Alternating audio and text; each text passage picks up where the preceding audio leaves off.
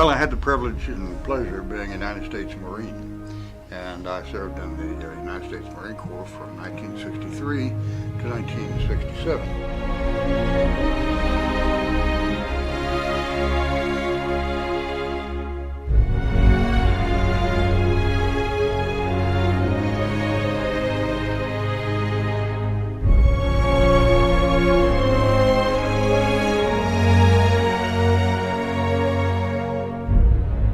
It's important to remember what those that went before us have done, and we should never lose sight of the sacrifices made by others so we can have our freedom.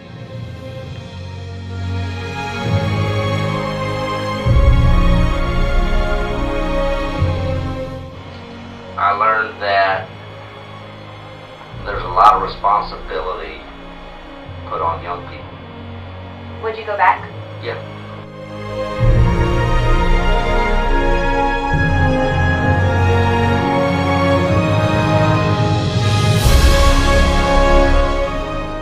What did you like best about the military? The camaraderie, the training, the discipline, meeting a bunch of great guys from a bunch of different places, serving for same cause. All right. Would you do it again? Oh, absolutely, I would.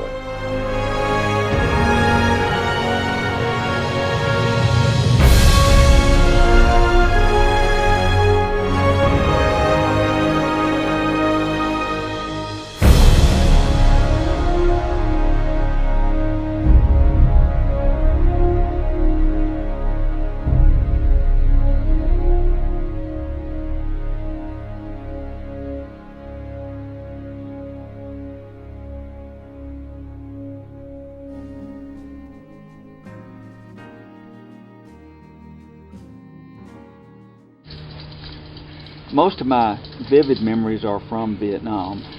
I can remember driving down the roads and the rice paddies on either side of the road would be so beautiful. They were so vivid green, and the skies were such a deep blue. And then contrasting that, sometimes when you go into the different hamlets, there would be such utter poverty. There was such a contrast over there.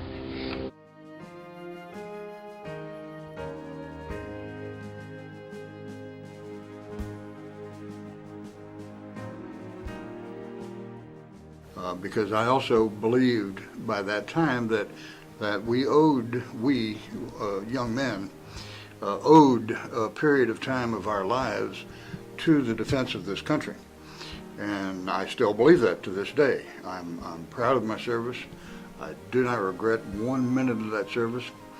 And I would commend folk to give consideration to spending a little time in the military. Let me caution you, though, that the military is not for everyone. And the military doesn't necessarily want everyone. Because it takes a real commitment to the principles of this country. It takes a real commitment to duty. It takes a real commitment to giving away part of your youth that you would otherwise enjoy in civilian circumstance.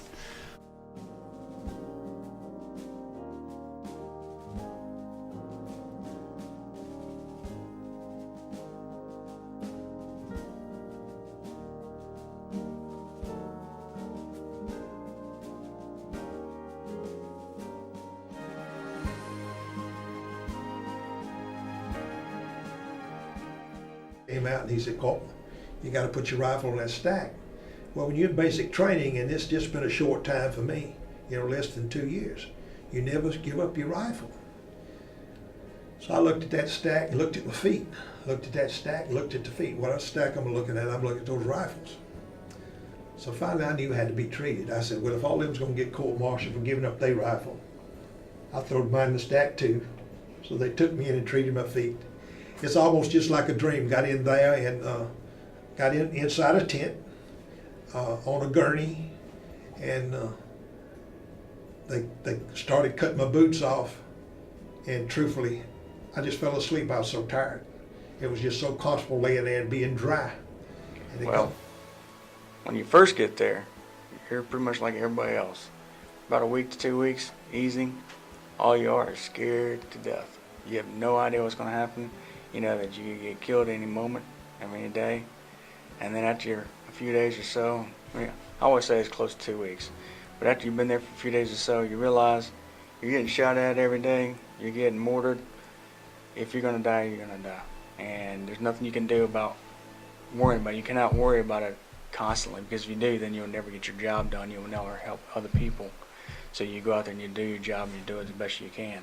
So you quit worrying about, am I going to get killed today or not, because you're there to do a job, so you do that job.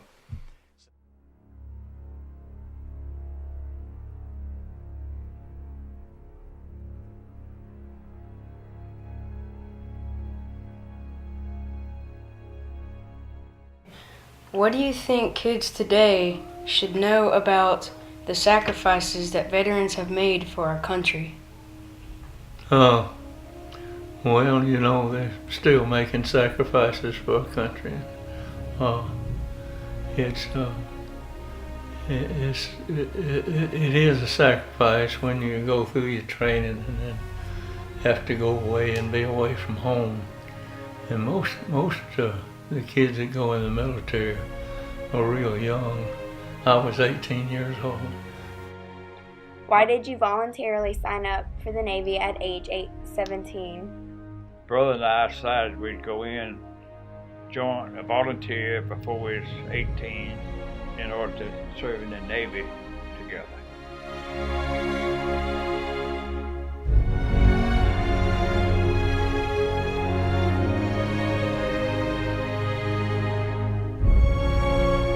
When I was young, I didn't really want to go into service. 17, 18, 19, I didn't want to. But I knew there was some urge that wanted to get me there, and it was just a time in my life when I was at age 33, it's rather old to be going in, that to go in the National Guard. There's always going to be conflicts around the world, and if you love your country and you love your freedom, that sometimes you have to be prepared to defend that freedom. And it's the young people of today that someday may be called upon to do that.